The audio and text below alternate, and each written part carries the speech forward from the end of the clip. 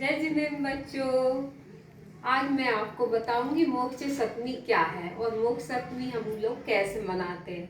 आप लोगों को मालूम है क्या? किसी को अच्छा है मालूम? हाँ, इस दिन पारसनाथ भगवान का मोक्ष कल्याणक हुआ था। अपने 23वें तीर्थंकर भगवान का है, सबको पता। हाँ, तो चलो अब मैं थोड़ा सा इसके बारे में विस्तार से बता देती हूँ आप लोगों को इस दिन क्या करना है। मोक्ष सप्तमी है ना, ये अपनी सिल्वर शुक्ल सप्तमी के दिन पड़ती है। सावन में जो शुक्ल सप्तमी आती है, ऐसे तो सप्तमी पूरे साल चलती रहती है, पर ये सिल्वर शुक्ल सप्तमी के दिन पारसनाथ का मोक्ष कल्याण पड़ता है। इस दिन क्या है, पारसनाथ भगवान को केवल ज्ञान की प्राप्ति हुई थी और उनको मोक्ष हो गया था। तो इस दिन है ना बहने, और जिसको भी सात उपवास करने की इच्छा होती है तो वो अपनी पुण्य के संचय के लिए या अपनी मनवांछित इच्छा के लिए इसमें क्या है कि ये 7 उपवास करते हैं। ये उपवास निर्जला होते हैं कि इसमें जल आदि फल कुछ नहीं लिया जाता।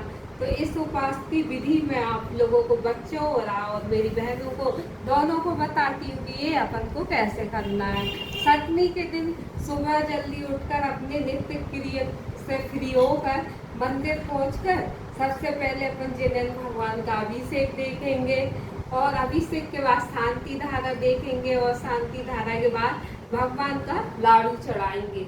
लाड़ू चढ़ाने के बाद में जो बहनें अपनी निर्जला उपासी रहेंगी वो है ना पारसनाथ भगवान का और मुनि शिवराजनाथ भगवान का पूजन करेंगी और आदिनाथ भगवान का पूजन करेंगी। और उस दिन है ना उनको सुबह दिन भर में 4 मालाएं फेरनी रहेंगी। सुबह 1 माला करेंगे, उसके बाद में तो निर्जला रहता तो इसलिए ज़्यादा घर जाने की आवश्यकता रहती नहीं है।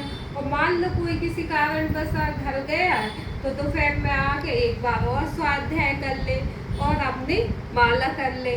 फिर उसके बाद में शाम को फिर आरती करके और आरती के बाद में अपन है ना फिर से स्वाध्याय और 1 माला कर लेंगे और फिर सोते समय 1 माला और करेंगे।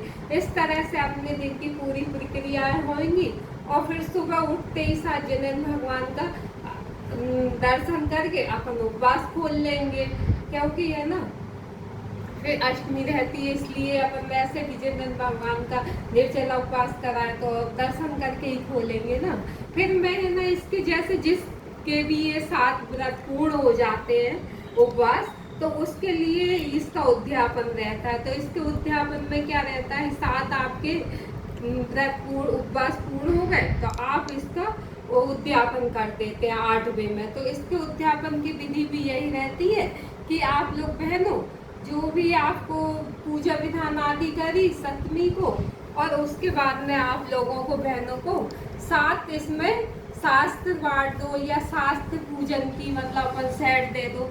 इस टाइप का मंदिर में दान पुण्य करके अपन इस उद्यापन को करते हैं। आया बच्चों को समझ में? और मेरी बहनें समझ गई ये उपवास अपन को किस तरह से करना है। मुझे उम्मीद है कि आपको कुछ समझ में आ गई होगी कि जो बहनें मोक्ष सप्तमी निर्जला उपवास करती हैं उनको ये किस तरह से करना है और इसका उद्यापन भी कैसे करना है ना बच्चों।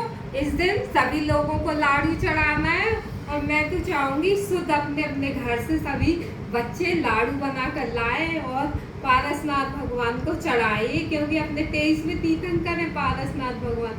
सभी बच्चे जानते होंगे है ना। इस बार सभी बच्चों को अपने घर से लाड़ू चढ़ाना है ना। जय जिनेंद्र बच्चों।